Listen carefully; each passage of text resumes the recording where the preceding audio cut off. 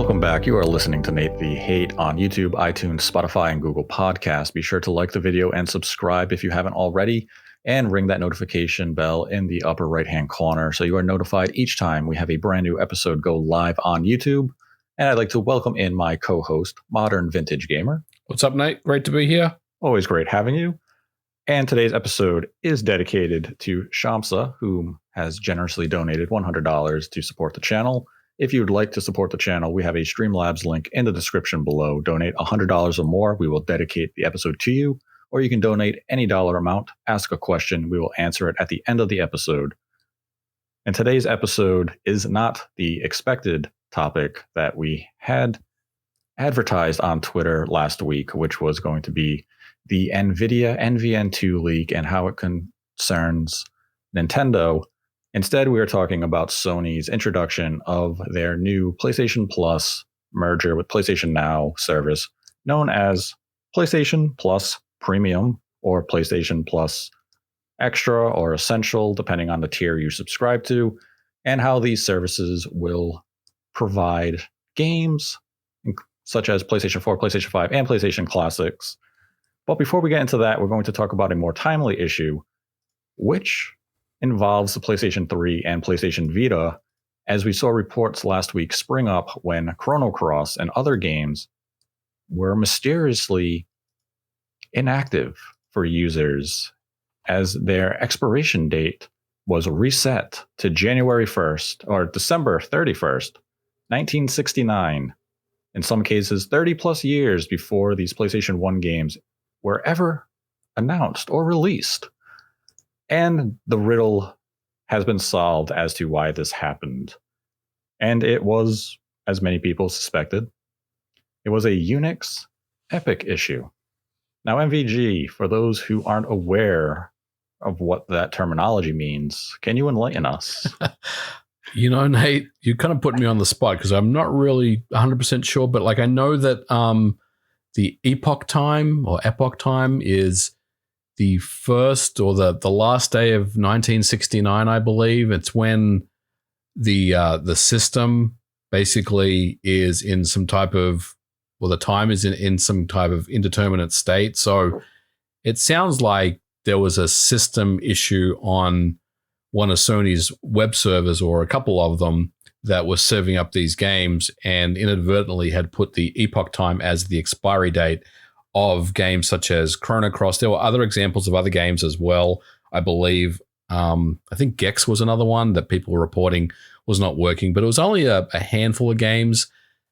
But the glitch has been fixed, and I've been getting confirmation tweets that everything is good. Chrono Cross is indeed back and working, which is a good thing. And, you know, I do want to make a note of this, and that is I got so many people asking me to cover this last week, and I basically held off on it because, you know, there were people that believed that Sony was slowly starting to remove these features. Because remember last year we were told by Sony that the PS3 and the Vita and the PSP stores were being sunset. Obviously, they went back on that decision. And then there was some people that may have believed that what was going on here was they were slowly starting to take features away anyway and kind of just move us into that direction. And I guess you could put stock into that. There were other people that also were telling me that Sony doesn't care, so they just kind of let it go. I never really believed either of those things. I felt like there was going to be a natural resolution to this, whether Sony themselves made a comment, a statement on it, because people were submitting support tickets, you know, and people own these games, you know, so there were people that was, you know, getting on help desk and submitting tickets saying, hey, my Chrono Cross used to work and now it doesn't. So for me, I just wanted to wait and see what was going to happen because I felt like we'd either hear something from Sony or the issue would fix itself. And the issue has seemingly fixed itself, which is a good result. And people that are worried about preservation of their games can rest easy, at least for now. I'm not saying that this is not going to come up again when Sony decides to turn off the PS3 servers at some point, but for now we're good. So good result.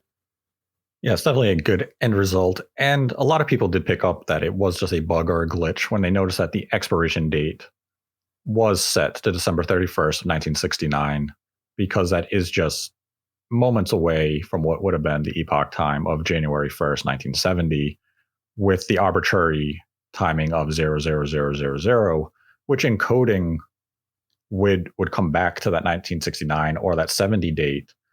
And it's just a database glitch. These things happen. It has been resolved, and it was resolved fairly quickly because this wasn't an issue until Friday of last week. And we're recording this on Tuesday night, and it has been fixed. And some people may say, well, why wasn't it addressed earlier? People do get the opportunity to enjoy their weekends. So when you come to work on Monday, you would find out about the problem, you would address the problem, you would then push through the fix on Tuesday. And that's what we saw here. But it is very good that Sony was able to address this in a timely fashion. And as you mentioned, it is a happy end result for all who were victimized by this glitch. And hopefully this is something that we don't see repeated. And honestly, buy Chrono Cross from the store. It's a better version. It's true. I haven't heard good things about the remake. Well, the remaster, I should say, not the remake. Yeah, somehow you remaster it for modern day platforms and it runs worse than the PlayStation 1 original. Either that is fantastic emulation or something went radically wrong in development. Yeah, I don't really know what happened there. I don't have the new one, but if you want to play Chrono Cross, then yeah, I would just download it off the PlayStation Store because you still can. So I would jump on that. Yes. Yep. Boot up the PSP, boot up your PS3, and enjoy the game there because it's not great on the Switch, Xbox, or PlayStation 5 or PlayStation 4. It's also good on the PlayStation 1 in terms of performance. Our lack of praise for Chrono Cross is well noted in prior episodes. Yeah. I don't think it's a good game. It's the sunshine of the Mario. It's the Mario sunshine of the Chrono Cross series, which is only, 2 games? So yeah. So that's not really, that's a pretty low bar. But when you come from Chrono Trigger, one of the greatest games ever made, and your sequel's Chrono Cross, yeah, that's why we don't get another one in this series. I like the music in the game, at least. The soundtrack is great. It does have good music, and it does have a cat wearing a hat as a character. That's where my praise ends. But now for the meaty topic of this week, which is PlayStation Plus Premium. We have not discussed this since it was officially announced a couple of weeks ago. So we're going to give our quick thoughts on the service, which is a 3-tier service. It will have PlayStation Plus Essential, which is what PlayStation Plus is now. Costs $60 a year. You get 2 monthly downloadable games, exclusive discounts, cloud storage, access to online multiplayer. But the 2 new tiers are PlayStation Plus Extra, which will provide you with all the benefits of the Essential tier. It will include a catalog of up to 400 of the most enjoyable PlayStation 4 and PlayStation 5 games, including blockbuster hits from PlayStation Studios and third-party partners. This tier will cost $100 a year. And then there's PlayStation Plus Premium. Now, Premium will include all of the benefits of Essential and Extra, and include up to 340 additional games, including PlayStation 3 games available via cloud streaming, as well as downloadable and streaming options for the original PlayStation 1, PlayStation 2, and PlayStation Portable. This will run you $120 a year. And this tier has received a lot of scrutiny for one key reason, and that is PlayStation 3 games are only available via cloud streaming. But this was not a surprise to us. No, we've been saying this. We've been saying this all along. Yes, we have never said anything of the contrary. PlayStation 3 games on the PlayStation 5 or on this PlayStation Plus Premium service will always be cloud. It's something that we've said many times before, and we've I've given you the technical reasons for it. I've made videos on it. I've talked about it, and I think it's still disappointing to so many people. I'm not really sure why people have kind of are saying this is a disappointment. I think I'm not really sure where it came from, Nate, but I guess maybe there was some talk that maybe Sony was preparing some native PlayStation 3 games for this service. I'm not really sure where that chatter came from, but that goes against everything that I understand about what Sony has done in the past when it comes to, their old games, which is about 1/10 of what Microsoft has been doing with their Back-Compat system. So really, at the end of the day, I never really expected anything else other than cloud. Now, will we one day get native PS3 games on PS5? I think the door is open. I think there is a possibility that could happen. But I've also been, I think a lot of people saw my tweet that I said that Sony is not interested in native PS3 because they don't want to invest the time and money. And I think that's a very accurate statement. And look, maybe they are working on something, and maybe we will see something, but for the foreseeable future, it's going to be cloud. And I think that's really, the end of that. There's really nothing else to say other than that, really. And that's the interesting thing about the PlayStation 3 topic is you had so many people who went to social media to express their disappointment and displeasure in this news. But as you mentioned, there were no indications that we were going to have any other solution to PlayStation 3 support on this service other than cloud. So having that expectation be anything but cloud kind of feels as though it's energy misdirected at Sony when the original report that came out from Bloomberg and Jason Schreier was it was going to be cloud. When we discussed this topic in January, you reiterated this will be a cloud streaming service, and that is something that I had been hearing myself as well. And I guess people still wanted to cling on to that hope that maybe they would allow you to download these PlayStation 3 games, despite, as you had noted numerous times over the last several months, the difficulties that it would take for Sony to properly emulate, sell, and PlayStation 3 games on PlayStation 5 hardware. And I know people like to make reference to the emulation scene on PC with PlayStation 3 games. And there has been there's been some fantastic work done. Yep. And as you mentioned, it's just Sony doesn't want to commit the time or resources to make this happen. And we've seen the rumor and report that Jeffrey Grubb has put out in the last couple of weeks, suggesting that Sony is potentially working on a PlayStation 3 solution for PS5 where we will have some form of native support. But as you mentioned, it doesn't feel as though it's anything that's going to be in the foreseeable future.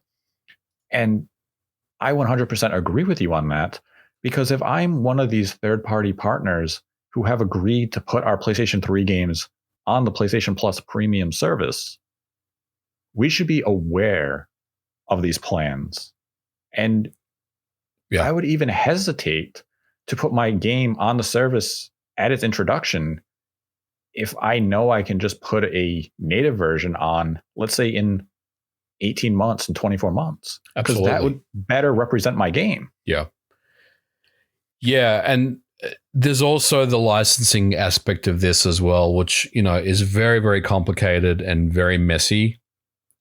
And look at Microsoft right now. They recently announced an end. I don't know if it's an end, I'll say, but an end to their backward-compatibility program, because they've exhausted all their options as far as games that they can bring back, either via technical means or via licensing. So, for Sony to step in now and say, and have people believe that there is some sort of native PlayStation 3 solution just doesn't make any sense to me at all. And, sometimes you just have to really just look at the facts presented at you. And Jim Ryan has said in the past, I know he's said some really silly things and he's been quoted saying some really silly things. But one of the things he did say when the PS5 was first announced or when it was released was PlayStation 3 is not a thing on this hardware, on the PlayStation 5.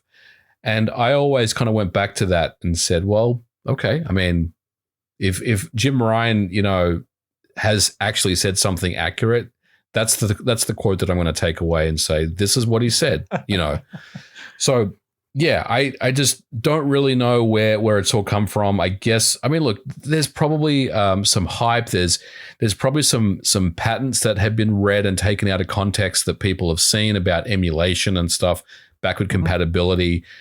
It's a mix of all these things, I guess. But at the end of the day, Sony needs to invest a lot of money to get a PlayStation 3 solution on PS5. And it's never really been anything that they've been interested in doing. Microsoft is so far ahead of them.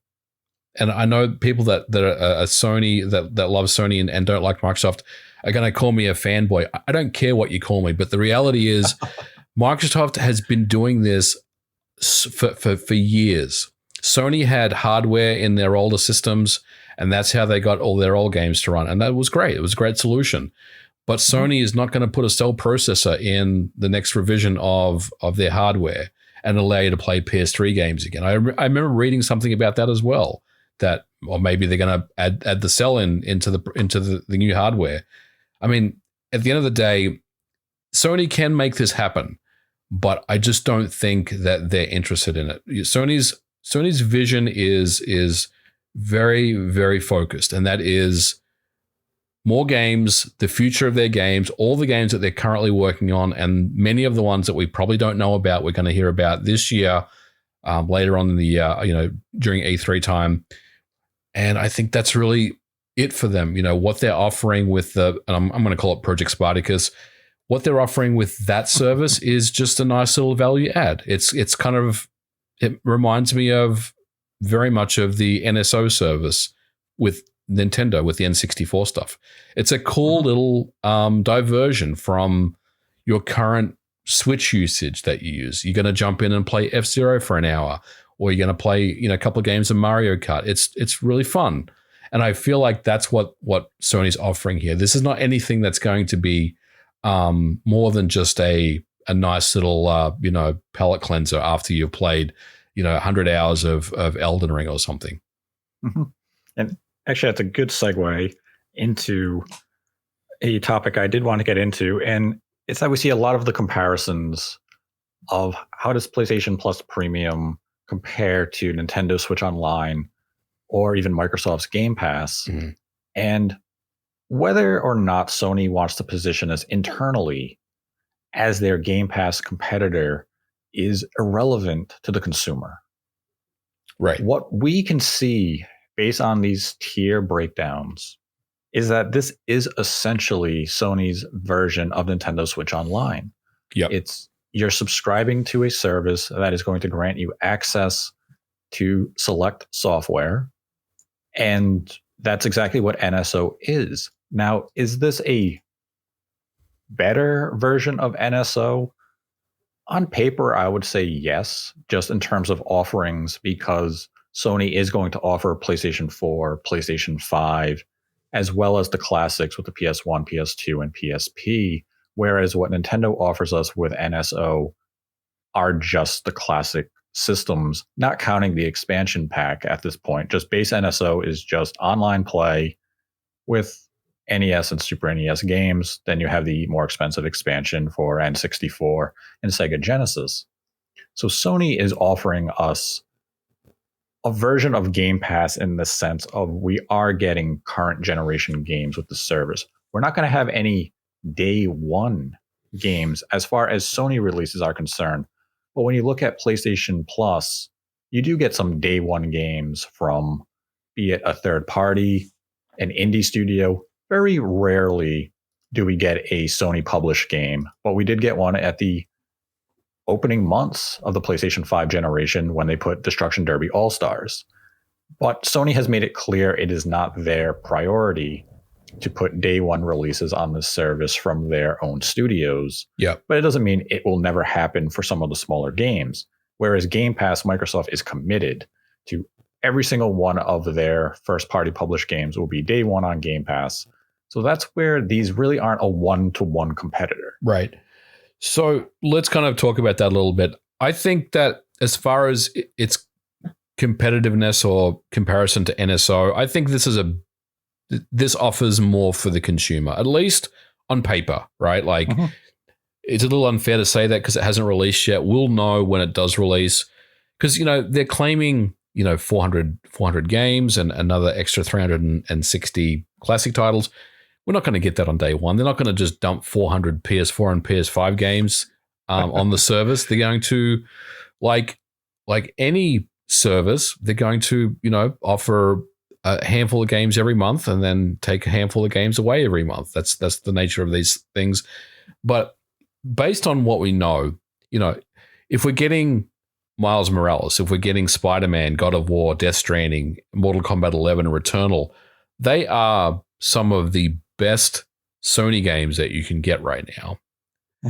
And I think that is a very, very enticing prospect for people that want to jump into the PlayStation ecosystem for the first time, that you can get a console, a PS4 or a PS5, even though they're still very hard to find, and pay your $11.99 a month for the middle tier, or the $12.99.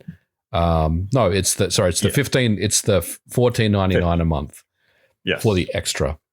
If you're paying $15 a month and you're getting that level of game, that's pretty good, and if you're getting up to 400 games, that's a pretty sweet deal. It all of a sudden means that you don't need to spend that extra $70 or $60 on buying games, after you've picked up a system. So I think based on at least what we know from the blog post, it's quite competitive. I would say, again, I want to be clear that we haven't seen it yet, but at least it sounds like it's better than the Switch Online service. And, it's not going to be right now. It's not going to be a Game Pass competitor. And I don't think it was ever really considered one. But I guess, to ask you a question, Microsoft has said, day one on Game Pass is what we do. Do you think that's something that is a big miss for Sony, that maybe they should have at least some stuff that's day one on their service? Or do you think that it's not really a big importance to them? Because I think if you've got Miles Morales, Returnal, Spider-Man, God of War on there, I think you could almost get away with saying, we'll just add these games, 12 months after they've released and have them there. But what do you think in the end? I mean, do you think it's something that will hurt them? I think it may hurt them initially. And it's just going to be from the optics standpoint that you can look to Game Pass and say, you get Halo, Forza Horizon, Gears of War, you're going to get Hellblade. You get a lot of IP, and soon, they're going to have Starfield day one when it launches later this year. The optics of that is value. Yeah. There's a lot of value there. And if you care about the games that Microsoft publishes or the games from the studios that Microsoft has acquired over the last, couple of months with Activision Blizzard, or over the last couple of years, that value is something you can't ignore. Those are going to be games that are going to be coming out, like Perfect Dark, all these big games. You want them day one. And there's a service that comes in at, I believe Game Pass Ultimate is what, $200, $189 a year. Yep. So, we're talking 3 full price games, roughly. Yeah. That you could get access to dozens of games, including, third party titles. And now you have Sony coming in saying, that's not our initiative here. Our initiative is different. Now, if we do get the games, let's say 12 months after release, and that is a set precedent that Sony commits to, it definitely begins to change perception of the service a bit. where it's, hey, if I know I'm going to get titles of the caliber of Returnal, maybe even Ratchet and Clank 12 months after release, it's enticing. The problem that Sony then runs into is that when you look at games like Death Stranding, Director's Cut, even Returnal, is that when these games came out, in the case of Returnal a year ago, the price has been cut. Mm-hmm. It is no longer a $70 game in most cases. It's been slashed even digitally in the areas of 30% in some recent sales. But I could counter that, Nate, and say Halo today I saw for $29.99. True. So there's always going to be There's always going to be sales, mm-hmm. but when I subscribe to Game Pass, I'm doing it to get those games on launch, right, when they're full priced. So if I'm subscribing to PlayStation Plus Premium in hopes that I'm going to get some of these big PlayStation games 12 months down the line, is it then worth $120 if the game at retail is being sold for $20? Yeah. It creates that little bit of disconnect if you're Sony, and I understand why they're doing it. And it's because they value their IP. They believe that God of War Ragnarok can sell 15 million copies at retail for, let's say, $50 to $70. Right. Whereas I would say Microsoft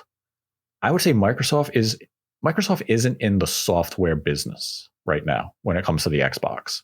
Microsoft is in the service business, and the service is Game Pass. Yeah. Sony still wants to sell software.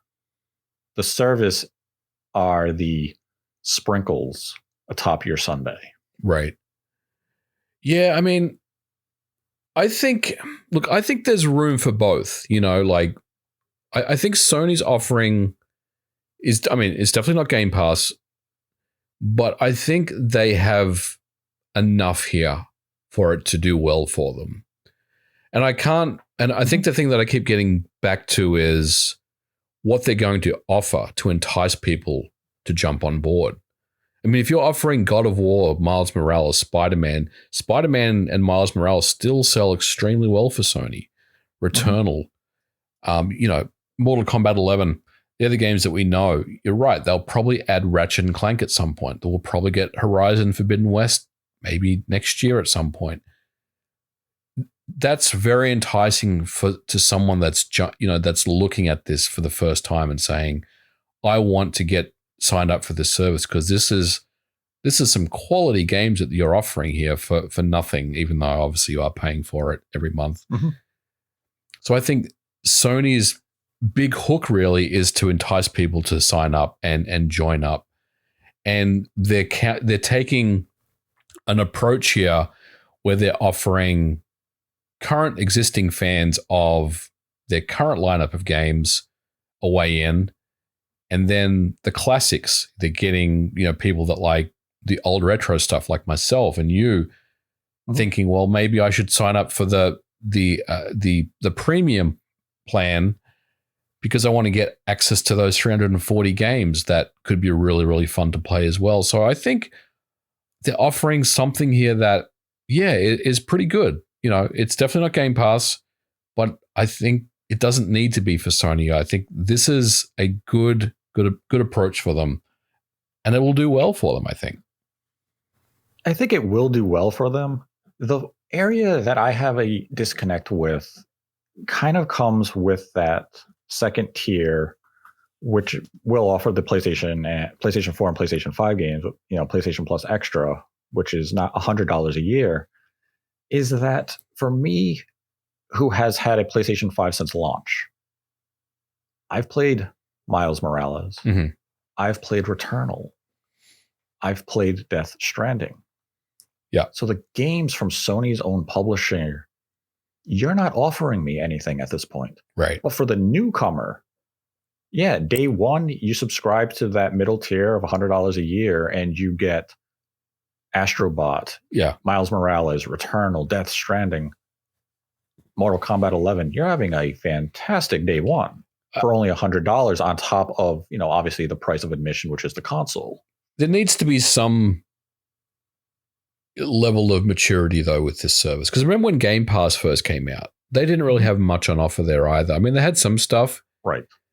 But it wasn't really taken seriously. It wasn't given the respect that it deserved until, I want to say, like the beginning of last year, when they announced MLB The Show was coming to Game Pass. And then we're getting day one releases. We got Flight Simulator. We got Psychonauts. We got Forza. All of a sudden, it's like, this is a really good deal. There's always going to be some time to ramp up this service. Sony can only offer what they have in their existing library. And yes, you're right. There are many people that are looking at this that have probably already played these games. I'm looking at the list that they're saying: Death Stranding, God of War, Miles Morales, MK11, Returnal. I played and finished all of those games myself. But, it's really about, well, that's what we're starting with.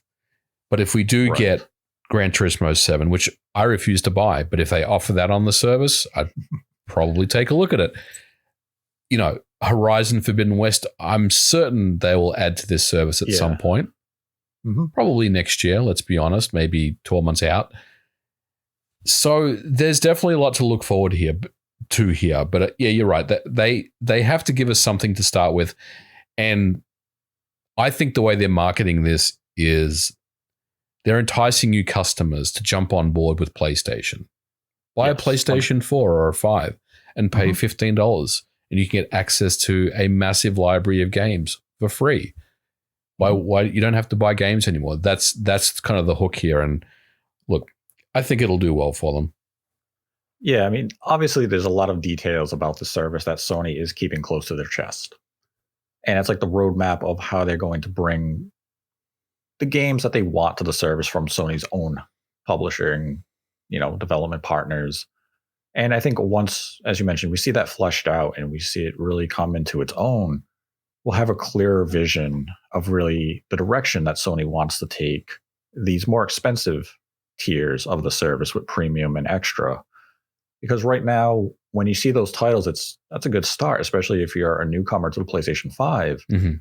And yeah, it is selfish or even greedy that those who have had a PlayStation 5 since day one are looking at it saying, okay, but what am I getting? How am I benefiting from this? Because the games you're adding are something I already own. And you brought up MLB The Show on Game Pass.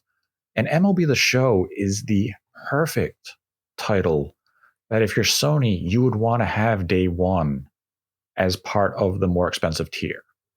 Because it's on Game Pass, offered on one of these PlayStation Plus tiers. Because it'd be a new release. It's a sports game. So we know that their price drops very quickly as the season goes on, and that they are then worthless once the new season begins. And what we saw with MLB The Show on Game Pass was MLB The Show 2021 was cycled out. Yeah. Just as MLB 2022 was being introduced. So it's a nice cycle of out with the old and with the new. But that's exactly the type of software that the PlayStation and Xbox ecosystem kind of look to. They look to sports games or shooters. And if that's the type of stuff that Sony can make deals with to have on their service day one or within the first few months of release, I could definitely see it bolster this service in a strong way that would benefit newcomers as well as early adopters. And because right now, when you look at what they're offering, I would say early adopters are going to be most intrigued by the PlayStation Plus premium tier, which is $120 a year. And Sony wants to cater to them with that classic lineup of PlayStation 1, PlayStation 2, and PSP generations. But based on the blog post, they have not committed to which platforms are going to be available day one. And to my understanding, and this is from several months ago, is that PlayStation 1 may be the only classic platform available at launch. Yeah, I am willing to entertain that and say I agree with you. I mean, the 340 games sounds like the upper limit I wouldn't expect that we're going to get that on day one. That would be very surprising to me if they just dropped 340 games on day one. So I don't see that happening. I've kind of put stock into 100 games, and you're right, probably PlayStation 1 to begin with, and then they'll add the other systems later on. And look, I don't know how long that's going to be. It could be, Q3 this year, Q4, not really sure. But yeah, I would expect probably about 100 titles to start. And we kind of go from there.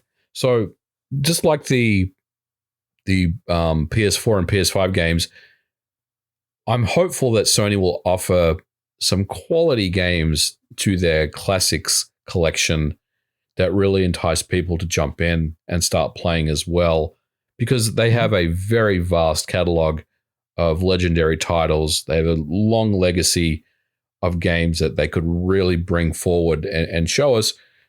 So I am hopeful that we get to see some cool stuff, but I'm also tempering expectations, Nate, that this is not a backward compatibility program.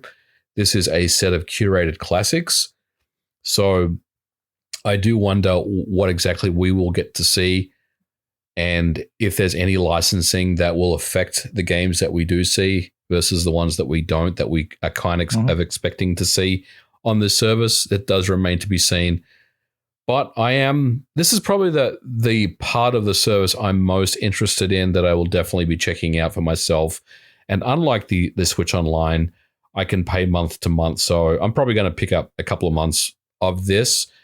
And if I really like it, I'm going to stay with it, or I'm going to cancel it. But I'm definitely going to check it out. I think I'm expecting good things from the Classics collection, but we'll have to see, how deep they go with this stuff, because I don't think we're going to get, FPS patches or widescreen or auto HDR and some of those things that you get with Microsoft. Those things I don't really think we're going to see at all. I think it's really just going to be, here's the game. It may be upscaled or up-resed in some capacity, but other than that, I don't really expect it to look any different. So you do have hopes that the emulation is going to be of quality, at least comparable to what we saw with the PlayStation 4 versions with the PlayStation Now service. Yes. I think that when the NSO service came out, it wasn't very good, if you recall, the N64 stuff specifically. I think that we'll see something along those lines. It's probably not going to be as bad as that, but I think Sony will definitely give it the care and attention that it deserves, especially if it's a paid service that people are paying money for. Once you start offering a service in that way, you're on the hook to make sure that you're offering the best possible experience to your customers. So I am expecting the emulation to be of a good quality overall. It may take a little bit of time to get where they want it to be. But I think PlayStation 1, they've had an emulator for years. I'm not really expecting anything there. PS2 is the one that I'm a little curious about. They already have a PlayStation 2 emulator that runs the PS2 classics on PS4. And it's fine, but it also needs refinement and needs work. So I am hopeful that during the time that they're preparing the service and they've been working on the service, that they are getting that emulation just a little bit more advanced for us for this. There's so much more you can do with it. But yeah, overall, I would say the emulation should be of a good quality. Now, do you think that there's any concern with the emulation, considering we have not seen a PlayStation 1, PS2, or PSP game running on the service? All we have about the service right now is text. There's always a concern, right? Until we see it.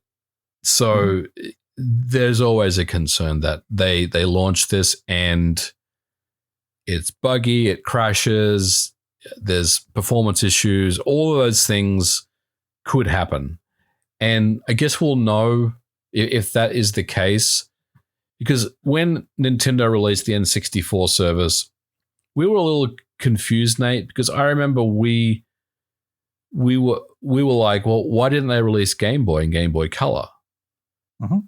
Because we felt like that they already had that system ready to go, and they pivoted to the N64, which clearly was not finished when they released it at the end of last year. So I guess it'll tell us, how quickly they're rushing to get this out. If the emulation experience on PS2 and I'll say PSP is of not the quality that we've come to expect, it's got kind of issues, it's got input lag issues, it's got texture issues, then I would say, it's something that Nintendo kind of rushed to get out as quickly as they could. But, I think that Sony they've probably got a good suite of emulators that will run well enough for this service. And, I think that's ultimately where they are. Now, there's one area I'm going to go on a slight rant about when it comes to this service. Oh, go ahead. And I've seen people use the terminology, and I understand that it is just terminology for ease of use. But PlayStation Plus Premium is not backwards compatibility, and people should not refer to it as backwards compatibility because, as we mentioned, this is really this is Nintendo Switch Online. Sony is looking to give us a curated list of software that they have struck deals with third-party publishers to put titles on this service. Backwards compatibility of this nature that would have included PlayStation 1, PlayStation 2, and PSP would have been impossible when it came to physical backwards compatibility because the laser in a PlayStation 5 cannot read PlayStation 1 and some PlayStation 2 games because the PlayStation 5 disc can't read CDs. Yeah, it can't read CDs. And I might add, how do you read a PSP disc, by the way? Well, you wouldn't be able to. It's kind of like the NSO problem where you can't play, Wii U games because... And a lot of people don't know that PlayStation 2 games shipped on 3 disc types. Some were CD, some were DVD, which were single layer, and then there were dual layer DVDs. Yeah. And this would have just been a very difficult situation for Sony to really navigate to make it a possibility. But, and this is an issue I take with this service, is that one of the things that I had heard several months ago is that third-party publishers, or really any publisher, will be able to allow standalone buys of their games on a service. So it's up to the publisher. So if Sony chooses to allow their games to be bought individually, that will be an option for the consumer, even those not subscribed to the service. But it's up to the publisher in these cases. So it's going to vary game to game. And when I see that, and even the service as a whole, what comes to mind is I own digital PlayStation 1, digital PlayStation 2, digital PSP games. If I see some of these games that I own digitally on the exact same account that I have registered on my PlayStation 3 and PSP, why won't I get access to them on my PlayStation 5? Yeah. There has been no indication that account purchases will carry over. Right. So you're saying if you bought Chrono Cross on your PlayStation 3 or your Vita, and then they have Chrono Cross on this service, I should have instant access without being subscribed to the service. Right. And let's just say that's one of the games that Square allows you to buy individually. I shouldn't have to buy it a second time. You have my account. You know I own this game. Yeah. Like you said, it's not true backward compatibility, and that's the thing. And I think that's kind of a shame that it's not backwards compatible, at least from that digital standpoint. Because when you looked at Nintendo and the NSO situation with NES, Super NES, and now even N64, and even Genesis, because Sega Genesis games were offered on virtual consoles of the past, the reason that people were able to hand-wave Nintendo is that it was a different account system. So there was no registry of your prior purchases. with the current account system in place on the Switch. But with Sony, it's the same account. So there is a log that I purchased these games. And it's not the fault of this service itself for not allowing this, but it feels as though this is something that Sony maybe could have addressed. Because don't you feel a little, I don't want to say ripped off, but aren't you a little frustrated when you can view a service like this coming in with these legacy games you may already own, and then you look to Microsoft, where if you owned these digital Xbox 360 games that are being added to backwards compatibility or anything like that, you have instant access. They didn't ask you to rebuy it because it's on a new platform. Right. Yeah. It honored what you bought. I am frustrated by it as well, because you're right. It's not true backward compatibility. And I think, even though they say that there is the option to download the game, that doesn't mean that you own it. And I mean, I'm not sure how this will go, but if you do download the game and then they take that game away, let's say, next month, can you still play the game that you've downloaded, or does the license expire at that point? These are all kind of really kind of up in the air questions. But if there's anything that we can take away from this, it's just a sandbox. It's really just a sandbox kind of play area of all these games that you can play around with, you can download, play, and have fun with. But it's not going to be tied to your existing account and your purchases at all. And that is a shame. You're right. Like, that would be really great if they could honor that. If there is a game that is on this service that you previously purchased on the Vita or via Classics or whatever, that it's just there for you. You can just download it and then that's yours. It's your version.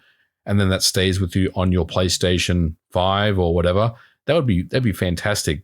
Unfortunately, Nate, though, I just can't see that happening. And it is frustrating because, yeah, there is an opportunity there for Sony to really make good with customers that they've bought games in the past. But yeah, unfortunately, it's not backward compatible. It's not backward compatibility at all. It's really just here's a walled off sandbox that you're going to pay $17.99 a month for to get access to these games that we tell you can play, but we can also take them away, and we probably will month in, month out. And I mean, I think that's my frustration with the service is Konami comes and let's say they put Castlevania Symphony of the Night on the service. Fantastic game. And if you're subscribed to it, you would 100% play it. It's one of the most legendary games of all time. Well, hold on. Would you play it with the new speech? Because I wouldn't. I want the original speech. No, original. Always original. But this is a game I've bought on my PSP. So let's say Konami is one of the companies who opts to allow standalone buys for subscribers and non-subscribers. I would immediately see the price tag. Let's just say it's $9.99 just as a random price. And I'd say, but I bought you 10 years ago on this account. And that's where that comes in with that. It's not backwards compatibility. This is essentially I don't even want to say a new version because it's not. There's still PlayStation 1 or PSP or PS2 games. This is just a different SKU of the game you already happen to buy. So it's kind of, in essence, Nintendo releasing a Wii U enhanced version on the Switch. But Nintendo, again, had that benefit of we didn't have a unified account system. We started over fresh again. And that's not what's happening here. And it is a minor nitpick. I understand that. But on the flip side, it also shows a strength of the service that if there are standalone buys, this benefits the consumer who may look at the service and say, I really want to play PlayStation 1, PS2, or PSP games, but $120 a year is a little too rich for me. But based on the library that is being offered as a standalone buy, let's say, it is Castlevania, Symphony of the Night, and it's other third-party games that are of quality, I can buy those games and enjoy them.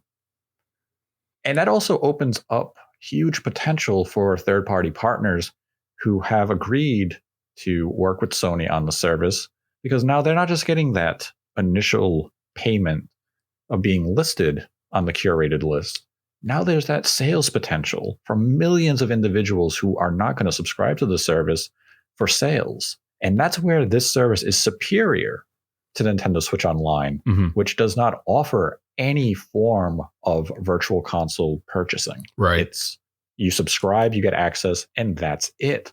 So Sony feels as though they kind of have an ace up their sleeve here by allowing for standalone purchases of select games if the publisher opts in for that. And, as I said, it's kind of very publisher to publisher and game to game. And I don't foresee that Sony would be one of the companies that would allow for individual purchases of their games because it's Sony's service. They want you to subscribe to the service, and what better way to get you to subscribe than to lock their games to it? But for all those other third-party companies, there's money to be made here. Now, Sony, if they do offer purchases, and they do offer purchases of some of their classic games, they can't mess this up again. Like, they have to bring these games forward, right? Like, you can kind of, I don't want to say this, but you can kind of give them a pass for the PlayStation 3 era because the PlayStation 3 was such an enigma. But, if they do offer purchases, downloads and purchases, then Sony, we have to be able to bring these games forward at this point on with PlayStation 6, PlayStation 7, whatever's next. Yes. There's really no excuse at this point. We can kind of let it go, but with this, no, we have to be able to do that now. Yeah, if they want a clean start and this is it, and they can say, the PlayStation 1 and a PSP, those purchases, we can't do native emulation on the PlayStation 5 for whatever reason for backwards compatibility. But now we're starting new with this new emulator, and moving forward, it's going to be. And they kind of get a pass. It's not a great pass. It's definitely a pass given with scrutiny, where I'm frowning at them saying, this is the last time. You're kind of slapping the kid on the hand, so you do it again. And that's it. But it would have to be that. And if anything, this makes me look at Microsoft's approach to backwards compatibility with even more admiration. They did it right. Yeah. And Sony and Nintendo are still trying to figure out. And it seems as though it's because they didn't care much for backwards compatibility in the digital age. It wasn't really something that they were focused on or really gave any attention to until they realized people aren't going to like the idea of us asking them to repurchase those digital games time and time again. And in an era where there is no physical backwards compatibility with the PlayStation 5, to these legacy systems, you really have to think forward and make sure that any legacy software going forward is always going to be compatible, especially if you do have individual and standalone purchases of these games, because you're not going to continue to buy these PlayStation 1, PlayStation 2, or PSP games time and time again moving forward. You would hope they would transfer with you through, until the end of time or the end of the PlayStation line, because Microsoft has kind of, I think they have set that as the precedent to go forward of honor your legacy, and all future hardware is going to play that software. And we've seen it with PC. And that's the model that Microsoft is looking to replicate. And this is Sony's opportunity to do the same. I fully expect that my PlayStation 4 and PlayStation 5 purchases will be completely compatible with the PlayStation 6. And if they're not, that'll be a conversation for when that time comes. But it's not acceptable. And I do think it is a damn shame that all of the digital purchases that we made with the PlayStation 1 or even PSP games on legacy platforms, including the PlayStation 3, are now, they're locked to that system, to that hardware forever. Yep. And it's only a matter of time before you won't be able to repurchase, or you won't be able to re-download those games as well. So I have one last question about this service. What games do you want to see on the classic lineup?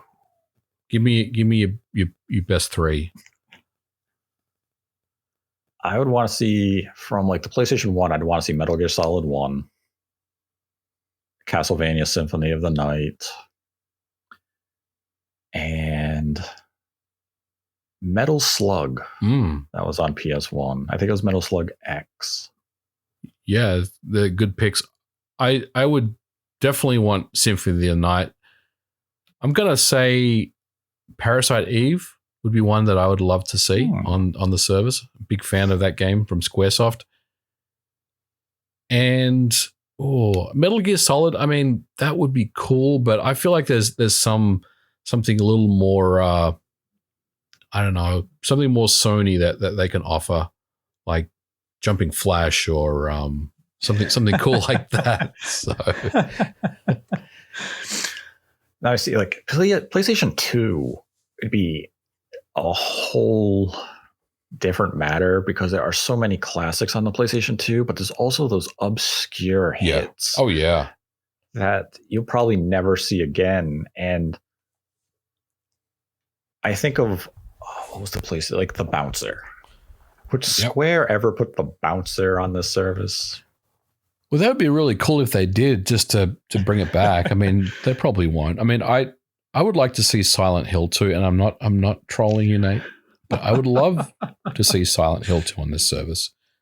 That means I don't have to break out my PS2 to play the game anymore. And and I'm not talking about those HD collections because they're terrible. That's what happened. You just monkey pawed it. You're going to get the PlayStation 3 HD collection streamed only. Sony, if you're listening, give me Silent Hill 2, the original version. You got to ask Konami. Konami's sitting there saying, which one's easier? Let's just stream the bad one. Like, damn it. There are some great PS2 games as well that I would be very, very interested in. I'd like to see Ridge Racer 5. That would be really fun to have on there. Maybe an earlier Gran Turismo game. They probably won't do that due to licensing, of course. But there's definitely a lot of things you can think about. PSP has a fantastic library of games as well. Yes. Crisis Core is obviously a big one, but there's also even like things like the Power Stone games, and that's the thing. You think of the Capcom Ghouls and Ghosts Resurrection, Mega Man. There's some great games. The amount of third-party gems on the PSP from Konami and Capcom really go understated. And even going back to like the PlayStation 2, that was Konami at their high. You had, remember Contra on the PlayStation 2? It was great. It was a fantastic Contra. You have the Silent Hill games. You had the Castlevania games.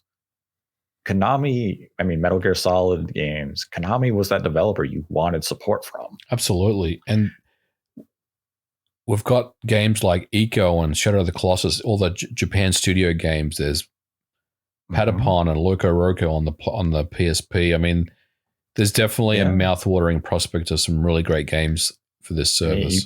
You got Lemmings on the PSP. Mm-hmm.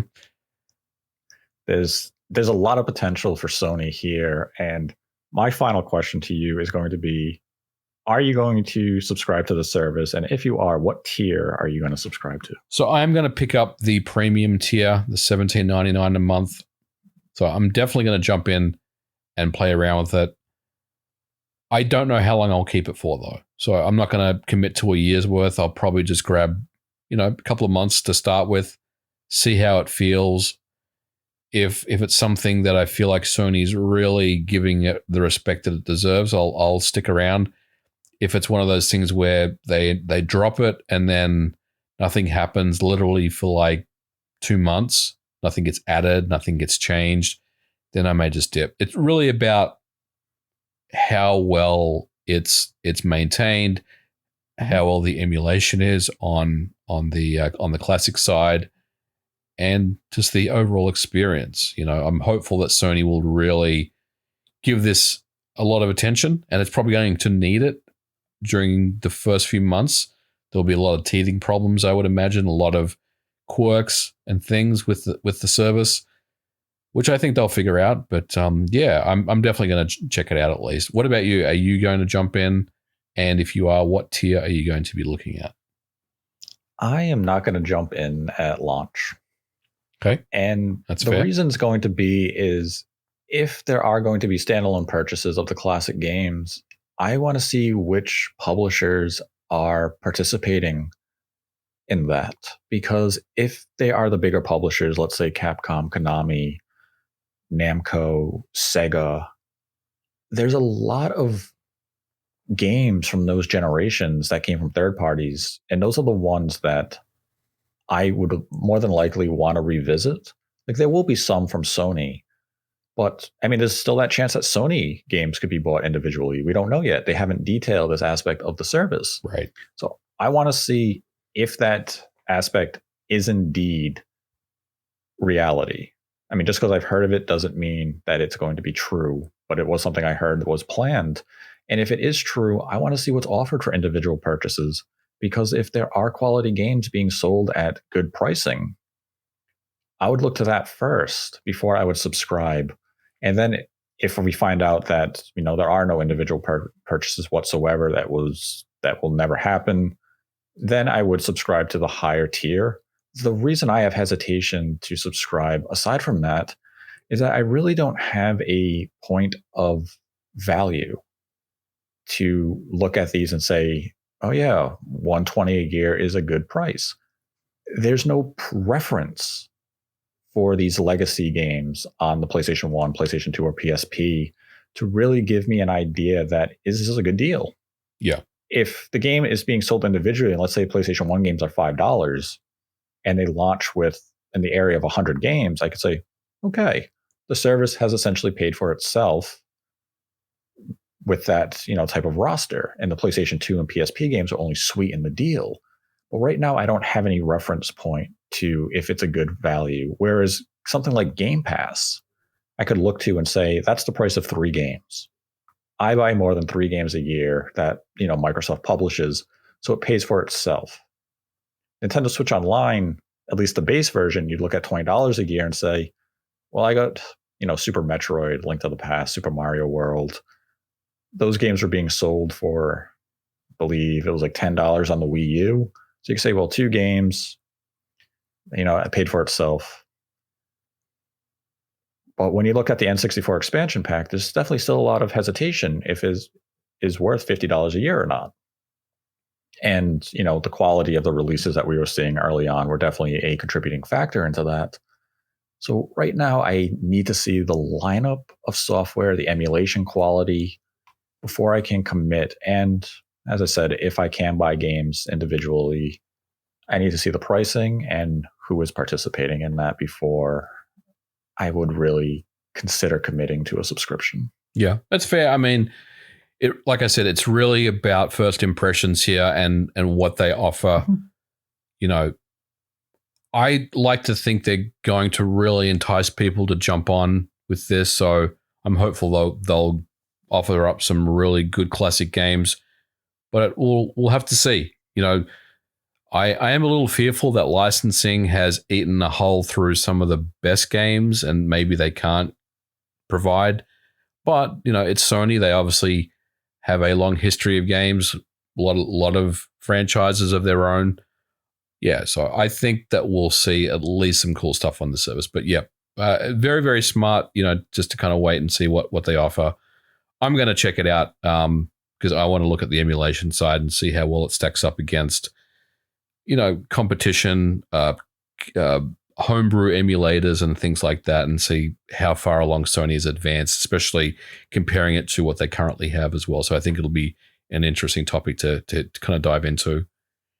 Yeah, definitely something that we will return to once the service is formally introduced in June when it launches. But until then, we await in mystery and wonder as to what the service will be in terms of emulation quality and library offerings. And with that, we pivot to our Streamlabs questions for this week. And our first Streamlab question comes from Pixelated Pigeon, who donated $5 and writes, I want to get your opinions on FIFA potentially taking their license elsewhere, shunning EA. The series certainly has many faults, but it's hard to see them finding a bigger cash cow elsewhere. Is this an informed or uninformed decision by FIFA? What do you think? Like, I'm not really that up on this stuff. All I do know is Pro Evolution Soccer and FIFA are the two big games every year. Pro Evolution Soccer does not have the... It's not even called that anymore. It's like eFootball now or something, isn't it? Yeah. So it was a big deal back in the PS2. It shows you how much I know about this stuff, which isn't much. But look, FIFA taking their license elsewhere from EA, really, I mean, it opens up the door for other options and possibilities. And, you know, if there's any type of game that's been stagnant that does need a change, then it's FIFA. So I kind of welcome it, honestly. Yeah, ever since Pro Evolution Soccer kind of lost its luster, I mean, FIFA and Pro Evolution battled back and forth in the PS2 generation as the dominant soccer game. You know, FIFA has gotten stale. Yeah, you know what they should do? They should make a game like NBA Jam, but with the FIFA license. So you've got like 3-on-3. I think they did. Remember FIFA Street? Oh yeah. Well, so let's start getting that back, right? Like, so, but that was like with, you know, Ronaldinho. I want one with like Messi and Ronaldo and the you know, and the best players in the world right now. But that'd be kind of cool. Yeah, bring back FIFA Street and those games. That'd be great. Just spread that license around. Yeah. We then had a $5 donation from Pixelated Pigeon, who writes, non-gaming follow-up. I know MVG is a Liverpool fan. Yes. Nate, I've heard you on the Spawncast getting behind Portugal at the Euros. Do you have a team? Hopefully it's not Manchester United. FYI, the best Portuguese player is clearly Jota. Much love. I do like Manchester United, but they're not my team. I typically watch and root for Benfica. And man, I really think the best Portuguese player is Jota.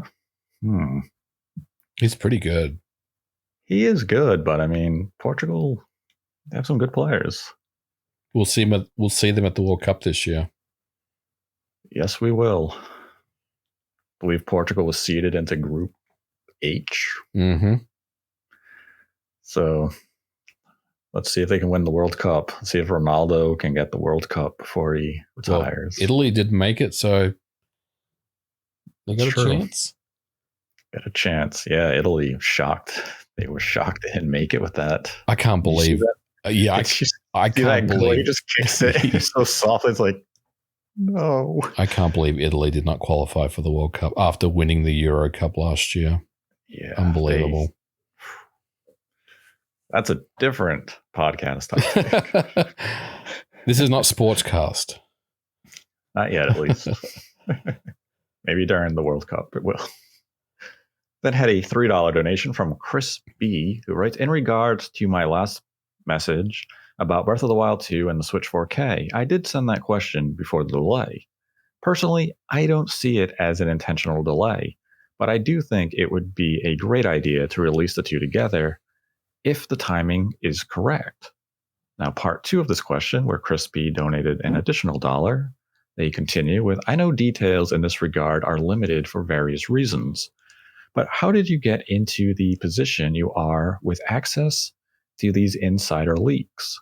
Did you plan to be in a journalist position per se, where you had access to these? Thanks a lot for the show. I started doing this type of stuff like freelance and contributing to like websites that were run by friends back when I was about 16 years old. And a lot of the individuals who were on these sites have gone on to work in the industry, some in journalism, others developers, publishers. And over time, when you're doing this type of work, I mean, if I've attended media events for well over 10 years, you just form friendships with individuals who are involved in the industry on a development, publisher, marketing level.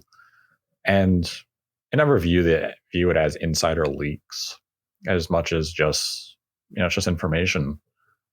And any information shared is never intended to be viewed as a leak. it's information to give the listener or reader, depending on how you digest the information, is a look behind the curtain. Now, sometimes the look is just a quick peek of a product still in development. So what you're seeing is, be like an artist, you see a quick look at the painting, but what you get as a final product may differ. And that's the information is just as a guide. It's to inform you, give something to the community so you can get excited about something, or maybe even temper expectations on certain things. But that's how it really happened for me. It was just meeting people, having, friendships with individuals over the course of, near 20 years. Then had a $4.69 donation from writes, "Hello, Nate, MVG, and any potential guests. Recently, I discovered a person on YouTube who is playing the Pikmin games every day until Pikmin 4 is released. They are currently on day 469. How long do you think it'll be until they get to stop? Hope not too long." I mean, they're already 469 days in, so I think they're halfway through it. That might be a conservative estimate. They still will have a little ways to go. They will definitely hit day 500. That's for certain. But yeah, they have a little ways to go. And I wonder what the stipulation is to that. Because what if the next Pikmin game isn't called Pikmin 4? What if it's like right, Pikmin? Yep. Did they still have to play? Those are the details that have to be known. Then had a $5 donation from Barend, who writes, "Greetings, sirs. I would like to ask the following. Is there a chance to see a release of the original or remaster Monkey Island series on Switch now that a sequel has been announced? Thank you very much for this incredible show." Yes. If there's definitely a chance, if the developer and the publisher see high interest in the sequel, I'm sure they would consider going back to the original or the remaster and bring it to Switch or other modern platforms. This is something I could see Limited Run Games working on. And no, I don't know anything about it. But I could see someone like LRG picking this up, or one of those companies that does physical releases. It actually fits their business model quite well. Then had a $3 donation from Spooky Potato, who writes, "After it was confirmed that PlayStation Plus or PlayStation Premium Plus will still stream PlayStation 3 games, I bit the bullet and grabbed the PS3. I'm a trophy hunter, but might mod the system. Would you recommend this, or is the ban risk too high? I play all single player if that changes anything. Thank you so much." I would recommend it. And do you have a guide how to hack your PS3? There's guides out there. I haven't like hacked a PS3 for years. It's been a long time. But like I always tell people, just go to GBA Temp and there'll be a PlayStation 3 guide, up-to-date one that you can take a look at. Don't look at YouTube videos because most of the time they're out of date and obsolete. But yeah, I would probably say do one. The risk of getting banned is pretty low. And if you're going to stay offline, then you don't have anything to worry about. Mm-hmm.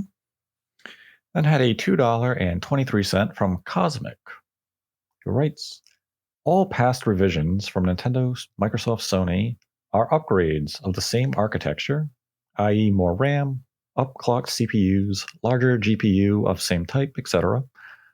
The Drake SoC is a brand new architecture with new tech like DLSS and ray tracing.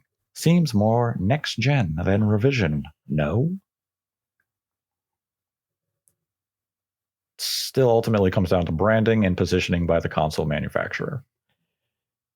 I can see why, yes, I follow your line of thought, but ultimately it still comes down to how the console manufacturer wants to position it. Yep, agree. I mean, not really much else to say there. It just, it just depends on how it's marketed. And honestly, is it going to be Drake?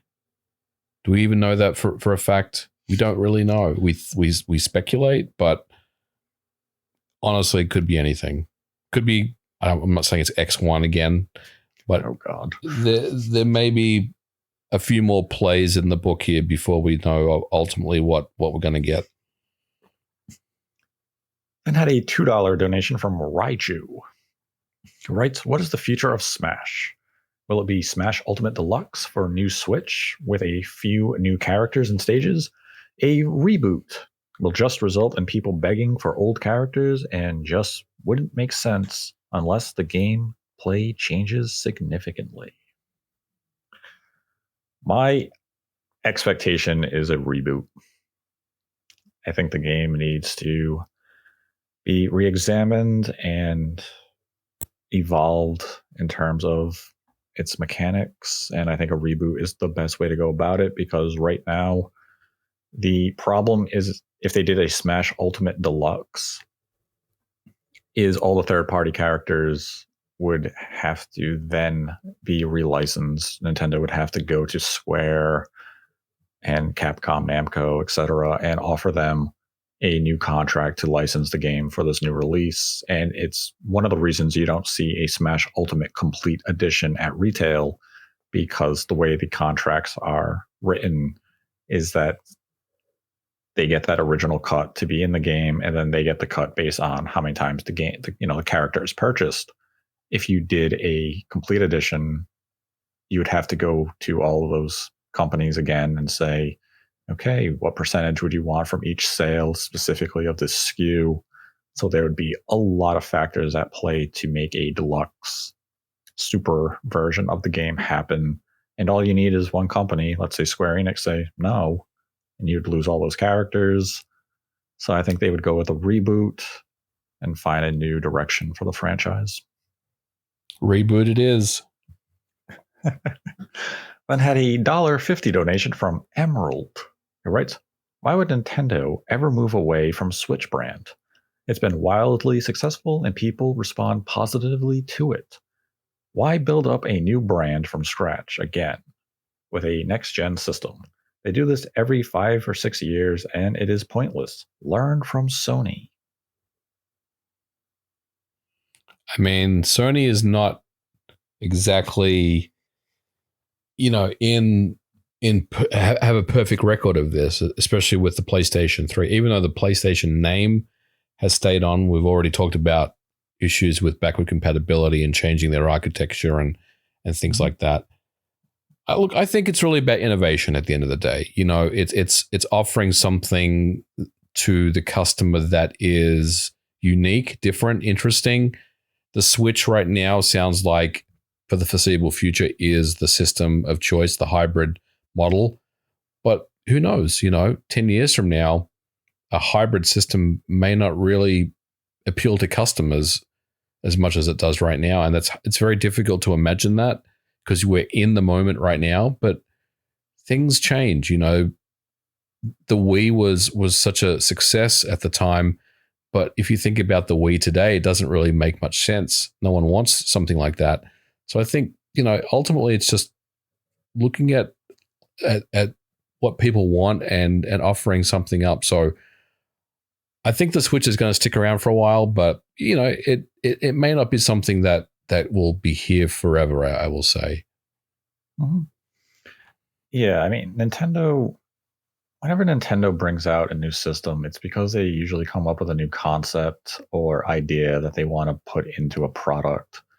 And that's why we see them differ so much between generational leaps with their hardware, going from the GameCube, which was a traditional system, all the way to the Wii, which was a new way to play. And then even the Wii U was a new way to play compared to the Wii due to the tablet, even though it did use a lot of the Wii's core ideas with the motion controller and even the branding Wii. And then from Wii U to the Switch was a new way to play. And that's Nintendo's thing, is they like to experiment. They like to introduce new ideas and new ways to play. And the Switch is successful for them right now. Will it be successful if they kept the exact same concept for an additional, 10 years from now? If they do that with their next gen hardware, would it still find success, or would people be looking away from this business model towards something new? And that's why Nintendo continues to innovate when they go to next generation systems. Sony and even Microsoft, they stay with their try and true model, and that finds them success, but that's just not Nintendo's way. Then had a $1 donation from Angry Beaver. New Switch needs to have faster I/O. Devs are moving to Series S and X and PlayStation 5 and taking advantage of the ultra-fast streaming. This will put Nintendo further behind and make ports of games close to impossible if Nintendo doesn't improve in this area. I agree. I think it does need faster I/O. I'm not really sure what that entails. I mean, whether that's SSD technology or just faster flash, NAND, access speeds, but they need to offer something that's faster than what they have. Mm-hmm. And I think they're aware of that, and that's probably something on their list of deliverables. Then had a $1.50 donation from Syntax. Writes, Nate, heard a rumor that the reason Golden Sun hasn't been brought back was because it was too similar to Pokemon. Magical creatures, turn-based, catching monsters, adding to your team, summoning in battle, etc. Thoughts? Will Golden Sun ever return? I have not heard that as a reason as to why Golden Sun has not been brought back. The only reason I have heard is that Nintendo doesn't have much interest in bringing back Golden Sun, but these were conversations from a couple of years ago. As to whether or not Golden Sun will ever return, I don't think the sun has set permanently on the franchise. Just a question of when will the sun rise again. Then had a $1 donation from Jackie G. It writes, a brand new AAA open world Middle-earth game is being developed. Who do you want to develop the game? I mean, Monolith did well with the Middle-of-Earth games. I would say Monolith is a good pick, Nate. I'm going to go with Monolith. I mean, they've proven that they've been able to do it, but I mean, if I had to pick a different one, maybe Avalanche, the Just Cause team. Yeah. Crystal Dynamics. Even though they've got their hands completely full with other projects right now. You know who would do a crazy Middle-earth game and it would never happen? id Software. No, I wasn't thinking of them, but they wouldn't be bad. The Coalition. That's actually a pretty good pick as well. I was thinking of like Gears of War. Yeah. Like the Locusts, but then I was picturing them as orcs. Yeah. I was like, whoa. I like it. I think Coalition could make anything amazing. Yeah. They're probably one of the most underrated developers within Microsoft's arsenal. Then had a $1 donation from Cool Dude Super Noob. Right. Hi, Nate, and good day, MVG. G'day. What does AMD FSR and NVIDIA DLSS mean for the future of the Switch? Competing upscalers or different things with own strengths, like DLSS as next Switch iteration and FSR to bridge the gap on current Switch? Keep on rocking. Well, FSR 1 is kind of crap.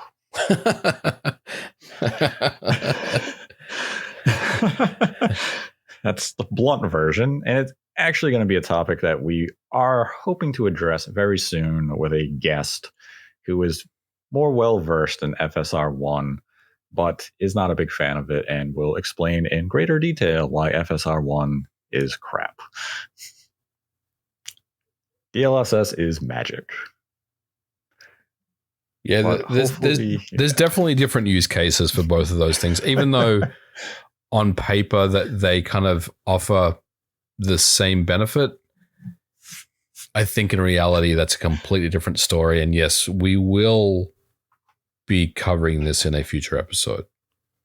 Now FSR 2, that's a different topic, but FSR 1, crap. Then had a $1.11 donation from James T.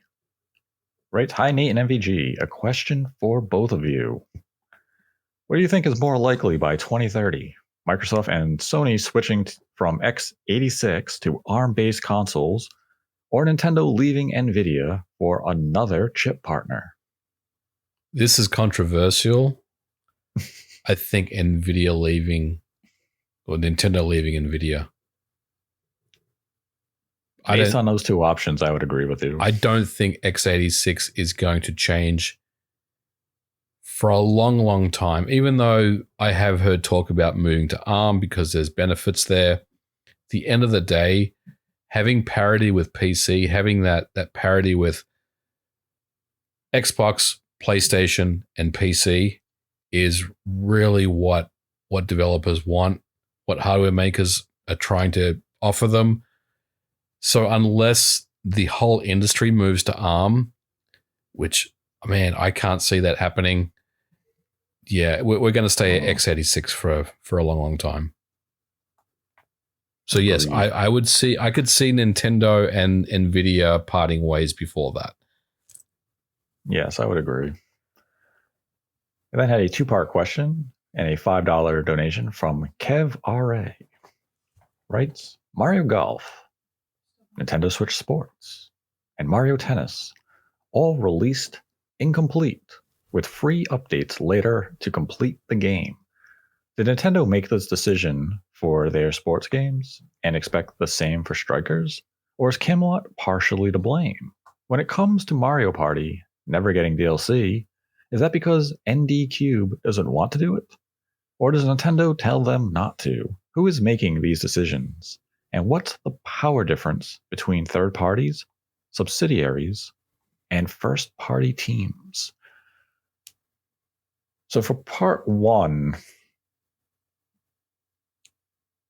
I do anticipate that Next Level Games is going to release a full game with Strikers, but it doesn't mean we won't get free DLC in the form of new, arenas or anything like that down the line. For the Mario Golf and Tennis, I don't put the blame on the developer.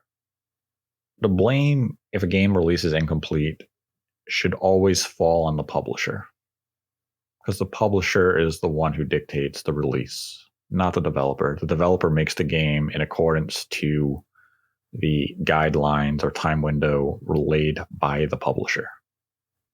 So the publisher dictates how the flow and everything goes.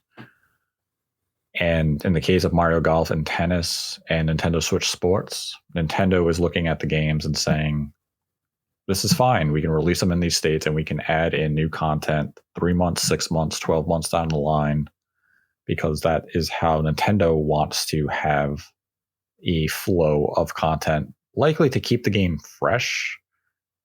Though in the case of Mario Golf, it doesn't seem as though the new content really sparked any new interest. Same with Mario Tennis. Nintendo Switch Sports will likely have a longer leg in terms of appeal and engagement than the other two games. So when soccer and golf are introduced, there'll still be a very active community.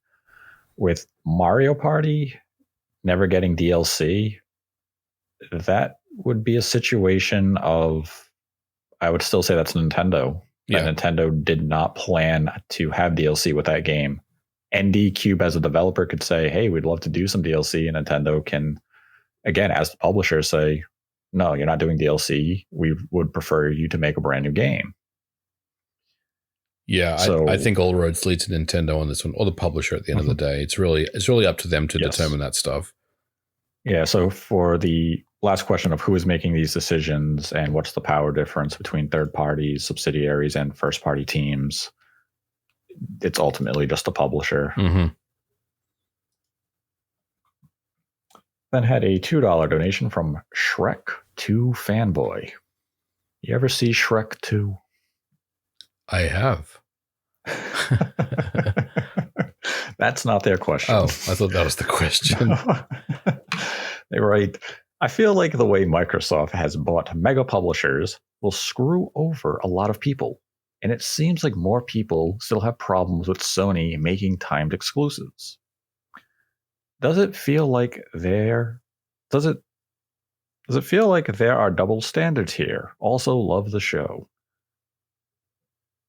Oh man, I don't know really how to answer that. I mean, there's definitely some fanboys and some tribalism out there. Maybe there's some double standards out there. I don't know. I think, look, I've talked about the acquisition before with Activision. Mm-hmm. I think it's okay to be concerned about it. You know, I think it's okay to be nervous about the outcome of this. What will happen? I think that's a natural reaction, but I don't know. I mean, I also welcome it. You know, I welcome the change that will be introduced, and hopefully we'll see good things come out of it. I'm looking at any acquisition that happens as a positive for the industry, and I welcome what we'll see from that.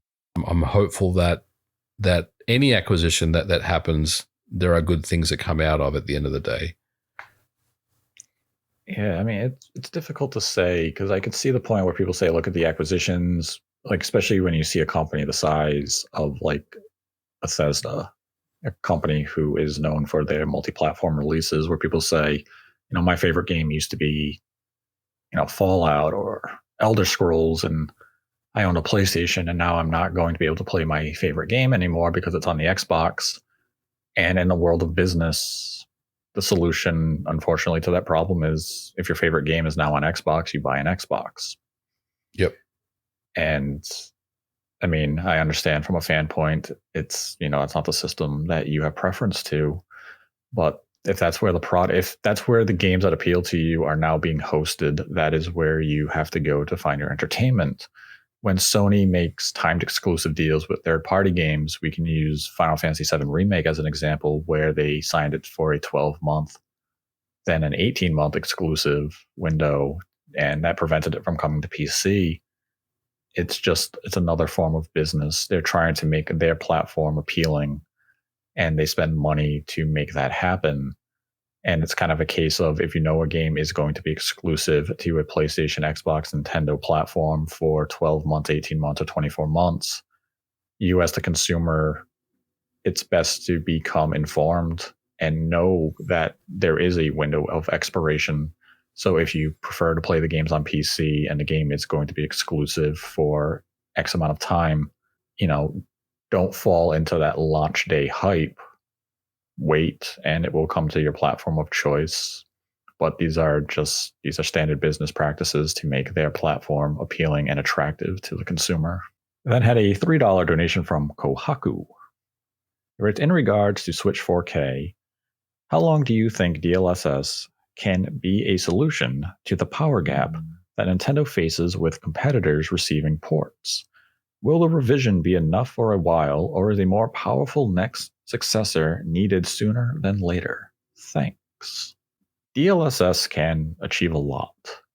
And with Nintendo, their vision should be to create a platform that can get ports from, you know, PS5, Series X, and Series S, specifically Series S, because we know developers aren't going to abandon that platform because it's so pivotal to Microsoft's ecosystem. It's one of their key pillars. That if they can get Series S ports, let's say at a power range comparable to what the Switch does now for PS4 and Xbox One ports, they can then use DLSS to upscale it to a 4K image where in some cases, you know, it's going to be very comparable to what you're seeing on something like a Series S, similar to when you look at a Switch now and, you know, an Xbox One port. And I'm talking about the VCR version, not an Xbox One X or anything like that. And, you know, that if that's what their target is, they're not really closing the power gap as much as using a cheat code to make it appear that they're closing the power gap. They're going to look competitive more than they truly are, and they can receive ports. But there'd also be other factors outside of DLSS that would be required for them to get the ports, such as RAM, you know, RAM speed, and a lot of stuff like that. Now, in terms of a more powerful next-gen successor being needed to compete with these platforms, I mean, more power is always beneficial, and it would certainly help Nintendo in that area. But I wouldn't say it is a requirement when AI super sampling solutions like DLSS are maturing and will be available for any hardware that Nintendo partners with NVIDIA on. And then had a $5 donation from Prisna. Right, what are your thoughts on a Switch successor being backwards compatible? Do you think Nintendo will make it backwards compatible or not? I think they have to. You know, we have to get there. Like, I'm not sure how they will accomplish that, but I think the goal is whatever way possible, they'll make it work. Yes, I agree with you there. But my only caveat is going to be the term Switch successor here. And if we're talking about like a continuation of the Switch line, yes, backwards compatibility is definitely something that would be needed. Now, if they're going to go with a next generation concept, like going from the GameCube to the Wii, then I wouldn't be surprised if backwards compatibility would not be there just because of the change in direction of the hardware. So it would really come down to how Nintendo uses the hardware, and if they're looking to innovate with a brand new idea with a new controller and a new interface, whether or not we get backwards compatibility. And if that is the direction they move to, be it in 5 years, 10 years, whatever the amount of time, if we're still doing this, I will certainly be ready to say, what the hell, Nintendo? I own a lot of digital Switch games and I can't play it on this new vision. I'm not happy. And our final Streamlabs question for this week comes from DragonChi26, who donated $2.38 and writes, what is the difference in SSD speed for the top two Steam Deck models? The main page just says one is faster and the other is fastest. Can anyone go into more detail on this? Is there a significant difference between the two given the price difference? I don't know. I actually have, I ordered the most expensive model, but I still have yet to receive my confirmation letter yet. So whenever that happens, I will be making a video on it, but I'm not sure when that's going to be. Something to look forward to when MVG takes apart his Steam Deck and finds the answer to your question. And I actually did look around to see if I could find an answer to that question, and no one actually had a definitive reason. They both said it's this. Yeah, I think that the $650 one, the most expensive tier, is something that is going to ship later because everyone right now that I know is starting to get their units shipped, and I think most people dipped on the base model. So we'll have to wait and see what the SSD offers in terms of performance. Mm-hmm. And we will find an answer to that very soon when MVG gets his Steam Deck. One day. I'm not getting a Steam Deck, so I won't know. And that was the final Streamlabs question of this week. If you'd like to support the channel, we have a Streamlabs link in the description below. Donate any dollar amount, ask a question. We will answer it at the end of the episode. Donate $100 or more, and we will dedicate the episode to you. And today's episode is dedicated to Shamsa. If you liked the video, be sure to give it a like. If you didn't like it, give it a dislike. Let us know your thoughts on PlayStation Plus Premium, the lack of true backwards compatibility, the fear that Sony stole your digital games on the PlayStation 3 or PlayStation P, but ironically, kind of stealing them from you on the PlayStation 5 by not offering PS1 backwards compatibility or PSP backwards compatibility, as we touched on in the episode, in the comment section below. And I'd like to thank my co-host MVG for joining me as always. Thank you as always, Nate. It's always been a pleasure having me on, and it was fun. And one day we will discuss the NVN2 leak, but we'll probably be discussing FSR on the Nintendo Switch before we get to the NVN2 leak. But you can find updates on upcoming episodes on our Twitter accounts, which are linked in the description below as well. And until next time, continue to embrace the